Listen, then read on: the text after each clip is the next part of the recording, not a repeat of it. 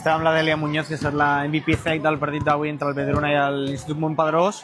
Una llàstima, no? Després de la pròrroga, d'anar molts minuts per darrere, aconseguir-ho empatar, però la pròrroga no ha estat gaire fines i al final s'ha cantat cap a l'altre costat. Sí, jo crec que ha sigut un partit que s'ha decidit aquests últims minuts. Hem estat treballant durant tot el partit, però sí que és veritat que han hagut moments i moments. I bueno, hem aconseguit remuntar la pròrroga, però al final no ha pogut ser. Què creus que hauríeu pogut fer millor avui durant tot el partit, per endur-vos-el? Jo crec que a nivell de defensa ens han tallat molt per les esquenes i també el rebot no l'hem pogut controlar del tot i jo crec que això ha fet que s'enduguessin elles la victòria.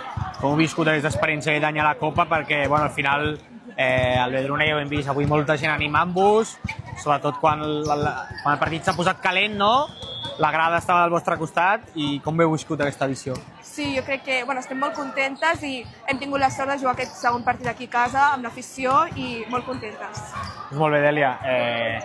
Ànims, enhorabona pel teu partit, tot i així, i ens veiem l'any que ve. No, l'any que ve ja no la pots? meitat de l'equip ja no podrà jugar. Doncs ens veurem a la grada. Sí. Adéu. Merci.